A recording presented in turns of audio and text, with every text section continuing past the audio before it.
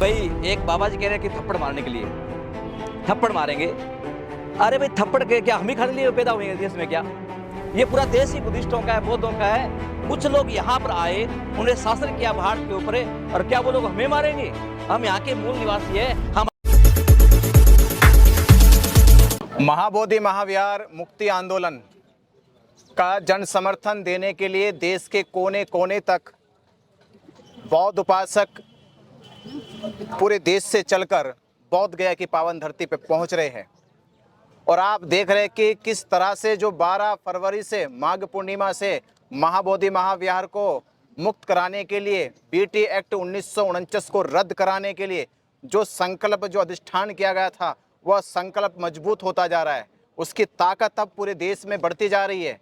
उस ताकत का ये आज जो नज़ारा आप देख रहे हो, ये नज़ारा आज अभी भी छोटा लग रहा है। अभी देखना, बुद्ध पूर्णिमा तक ये एक भव्य रूप में परिवर्तित होने वाला है।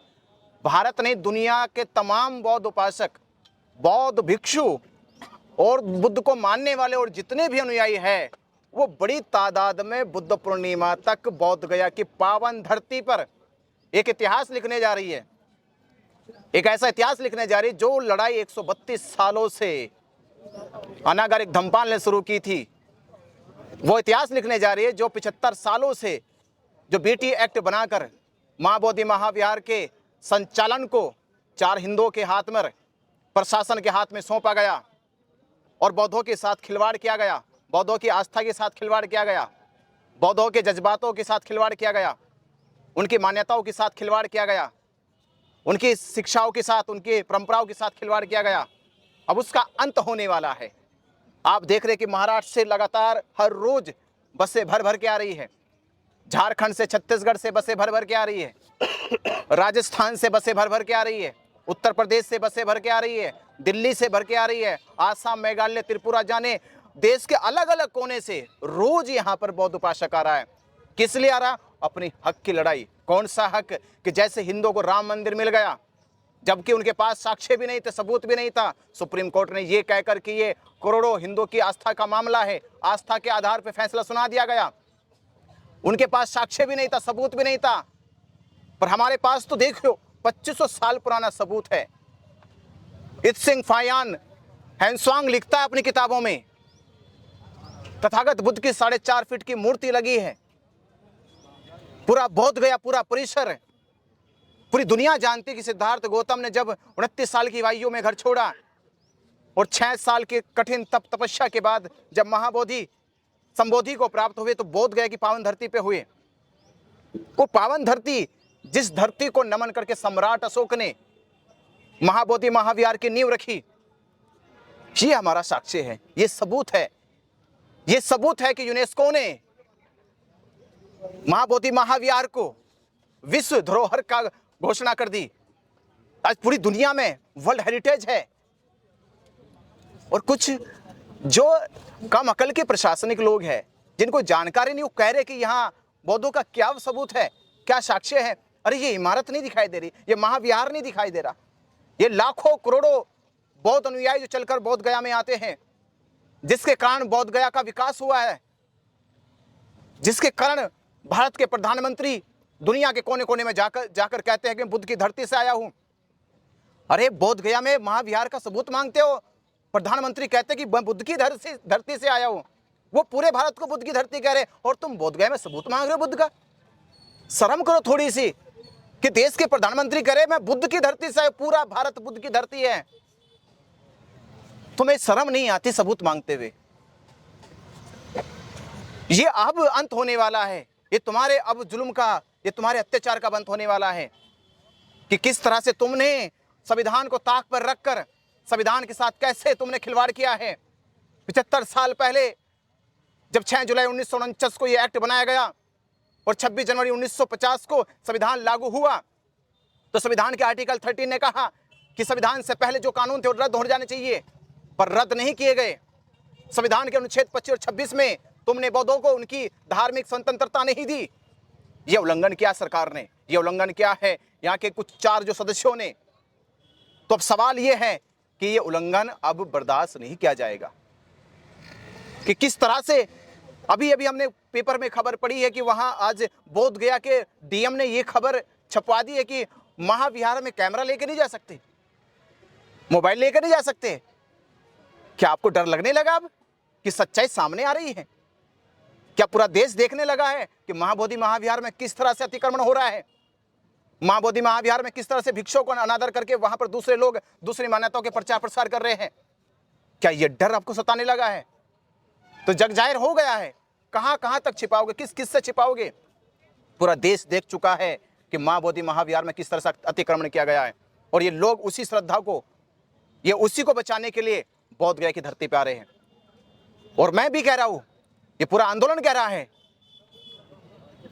कि सम्राट अशोक की जयंती और बुद्ध पूर्णिमा, सम्राट अशोक की जयंती तक अगर सरकार ने कोई फैसला नहीं लिया तो महाबुद्ध पूर्णिमा पर, वैशाख पूर्णिमा पर, कि जिस धरती पर सिद्धार्थ ने ज्ञान को प्राप्त करके संसार को जगाया है, और जिस स्थली पर जगाया था वह स्थली आज अंधकार में है। मैं बौद्ध उपासकों से कह रहा हूं, दुनिया भर के बौद्धों से कह रहा हूं, उस अंधकार की स्थली को प्रकाश में लेकर आ जाओ, उसे मुक्त करा दो। बुद्ध ने आपको ज्ञान दिया है, अब आपको बुद्ध के ज्ञान स्थली को सम्मान देना है, आदर देना, सत्कार देना है, मुक्त कराना है उस व्यवस्था से जिस व्यवस्था ने बुद्ध के दर्शन को, शिक्षाओं को, सीलों को खंडित करने का काम किया है। ये पूरा बौद्ध समाज, ये पूरा आंदोलन भारत के प्रत्येक कोने में रहने वाले लोगों से कह रहा है कि चले आओ बोध गया, अब ये धरती आपको पुकार रही है, इसको मुक्त करा लो।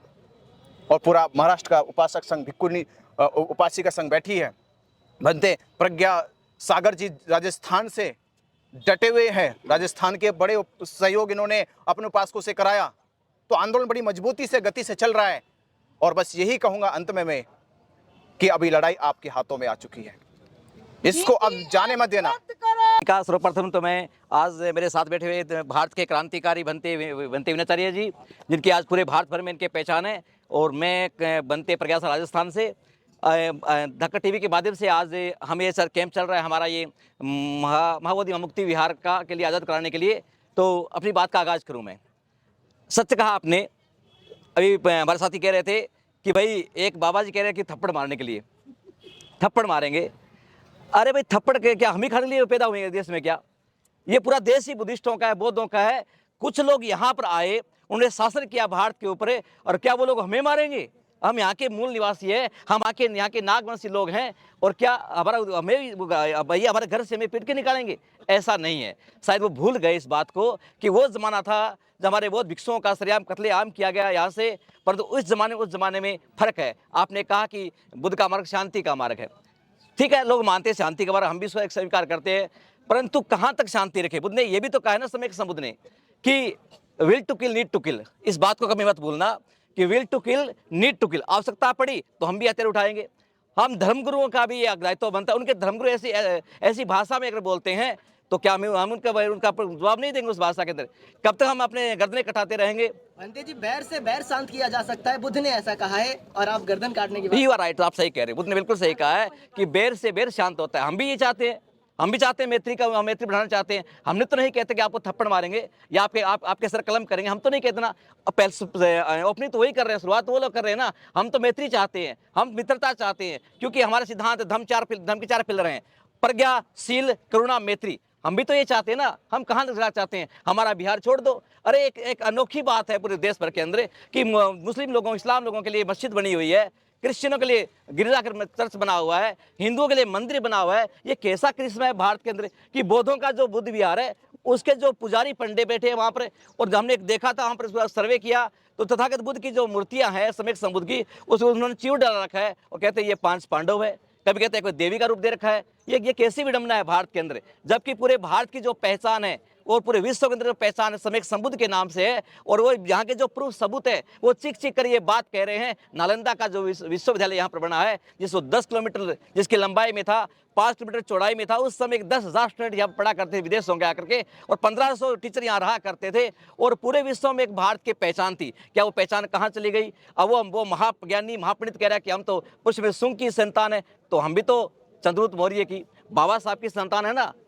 इस बात को भी मत भूलना कि समय समय पर हम लोगों ने आपको माफ़ किया, क्षमा किया। अब तक कब तक हम लोग को माफ़ करते रहेंगे? हम लड़ाई हमारे अधिकार की है, हमारे अधिकार के लिए लड़ रहे हैं कि हमारा जो एक ही स्थान है, जो उस पर तो हम लोगों ने कब्जा कर लिया, उस पर आप अतिक्रमण कर रहे हो। और पूरा जो बाहर से डोनेशन आता है फॉरेन कंट्री से, पूरा डोनेशन के लिए आपने राम मंदिर बना दिया करोड़ों रुपए से। पैसा कहाँ से आया? राम मंदिर बनाया, अयोध्या के अंदर, पैसा कहाँ से आया? जो डोनेशन विदेशों से लेके आते हो तथा समय संबुद्ध के नाम से लेके आते हो कि हम भारत में बौद्ध धर्म का प्रचार करेंगे, सारा का सारा पैसा लगाकर आप पारस के हेडक्वार्टर पे खर्च कर रहे हो और वहाँ पर आप ऐसी सेना तैयार कर रहे हो। मोहन भागवत कहता है अगर मुझे ऐलान किया जाए तो जितनी भारत की आर्मी है उतनी आर्मी मैं 24 घंटे में अपनी तैयार कर सकता हूँ। कैसा कैसा करिश्मा है ये, कैसी बातें कर रहे हैं। उनकी फुल तैयारी हो गई पूरे भारत पे कब्जा करने के लिए। बार बार वो लोग ये भी कह रहे हैं हिंदू राष्ट्र बनाएंगे, हिंदू राष्ट्र बनाएंगे। हिंदू राष्ट्र करने उनका मकसद क्या है? हिंदू राष्ट्र किसको फायदा होने वाला है? हिंदू राष्ट्र से हिंदू राष्ट्र को मतलब एक ही वर्ग को फायदा होने वाला है। हिंदू राष्ट्र बनने के बाद में इसका लॉजिक क्या रहेगा कि जो यहाँ के जो अपने आप को प्रमुख मानते हैं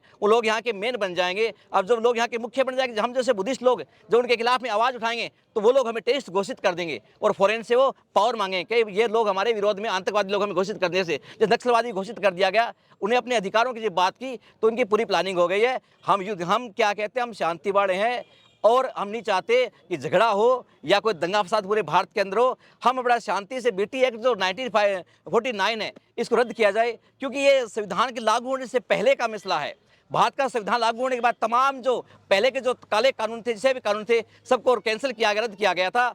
और उसके बाद में आज़ादी के बाद में भी आज 132 साल बनते, जब हम चर्चा कर रहे थे बनते हुए 40 साल के लंबे समय से ये क्रांति चल रही है और उसके आज चिक चिक के दीवारें कह रही हैं कि मेरे भारत के बौद्ध कब जागेंगे, किस भारत का बहुजन समाज जागेगा। और धीरे धीरे आप देख रहे हो कि बहुजन समाज जाग रहा है। भंते विनयचार्य दिल्ली से जो यात्रा अभी उन्होंने शुरू कर रहे हैं, दिल्ली से पैदल मार्च करते हुए एक बहुत बड़ी यात्रा के साथ दिल्ली से जब रवाना होंगे तो वो दृश्य दूर नहीं जब देखने को मिलेगा कि पूरा भारत बौद्ध में आपको नजर आएगा और आप अपने बखूबा आप देख सकते हो। और वहाँ के 10 या 9 मई को यहाँ पर यात्रा पहुँचेगी और एक बहुत बड़ी 12 मई को यहाँ पर जो बौद्ध पूर्णिमा हम लोग मनाएंगे। और ये वो दिन दूर नहीं, लगातार हमारे पूरे भारत भर के जो लोग उपासिकाएं हैं, कुछ लोग पैदल चल के आ रहे हैं, कुछ बसें लेके आ रहे हैं। और ये सत्य है कि वो दिन दूर नहीं और ये वो क्रांति है जो इस बार हम लोग अपना महाबोधि विहार लेके रहेंगे, लेके रहेंगे, लेके रहेंगे।